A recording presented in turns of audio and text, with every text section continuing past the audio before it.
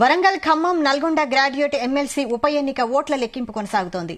నల్గొండలోని Duppalapalli గోదాంలో counting ప్రక్రియ జరుగుతోంది.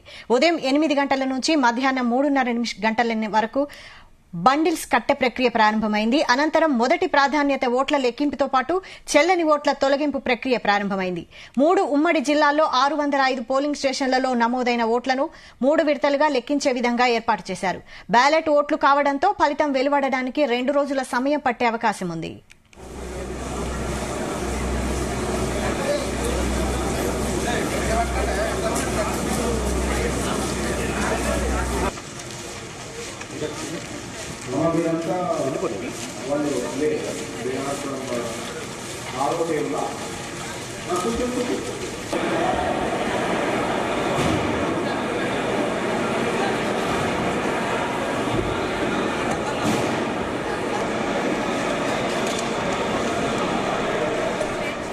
ఇక కాంగ్రెస్ నుంచి తీన్మార్ మల్లన్న, బీఆర్ఎస్ నుంచి రాకేష్ రెడ్డి, బీజేపీ నుంచి ప్రేమేందర్ బరిలో నిలిచారు.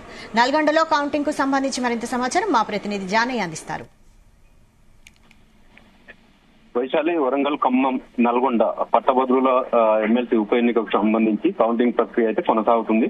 ఉదయం 8 గంటలకు ప్రారంభమైనటువంటి ఈ కౌంటింగ్ ప్రక్రియ బ్యాలెట్ పేపర్ల వినియోగం నేపథ్యంలో వీటిని ఇప్పటి అయితే మధ్యాహ్నం 1 గంట వరకు ఏదైతే ఈ పోలింగ్ కు సంబంధించినటువంటి బ్యాలెట్ పేపర్లను బండిల్స్ గా 25 చొప్పున బండిల్స్ గా పేర్చడం జరిగింది. ఆ బండిల్స్ ని అంతా కూడా పోలైనటువంటి ఓట్లను మొత్తం 25 చొప్పున బండిల్స్ గా కట్టడం జరిగింది. తర్వాత ఇప్పుడు ప్రస్తుతం కొద్దిసేపటి క్రితమే ఈ కౌంటింగ్ ప్రక్రియకు సంబంధించి వ్యాలిడ్ ఓట్లు, ఇన్వాలిడ్ ఓట్లు, చెల్లని ఓట్లను, చెల్లే ఓట్లను అంతా కూడా ఏజెంట్ల సమక్షంలో ఏజెంట్లకు ఆ బ్యాలెట్ పేపర్ ని వాళ్లకు చూపిస్తూ వ్యాలిడ్ ఓట్లను ఒక సైడు, ఇన్వాలిడ్ ఓట్లను మరో సైడు వేసే ప్రక్రియ అయితే కొనసాగుతుంది. ఈ క్రమంలోనే ఈ ఇన్వాలిడ్ ఓట్లు ఏవైతే ఉన్నాయో వాటి అన్నిటి కూడా మొదటగా కౌంట్ చేసిన తర్వాత వ్యాలిడ్ ఓట్లు ఎన్నున్నాయో అనేది అప్పటికి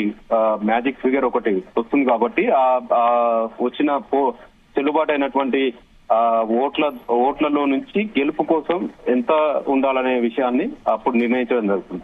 అయితే ఈ ప్రక్రియ అంతా కూడా దాదాపుగా అర్ధరాత్రి వరకు కూడా కొనసాగే అవకాశం ఉన్నట్టుగా అధికారులు చెప్తున్నారు. ఎందుకంటే ఉదయం 8 గంటలకు స్టార్ట్ అయినటువంటి ఈ కౌంటింగ్ ప్రక్రియ మధ్యాహ్నం 2 గంటల వరకు కేవలం బ్యాలెట్లను కట్టడం వరకే సమయం తీసుకోవడం జరిగింది. ఇప్పుడు 3 గంటల నుంచి లెక్కింపు ప్రక్రియ అయితే కొనసాగుతుంది. Vaishali. Right, thank you Janaiah.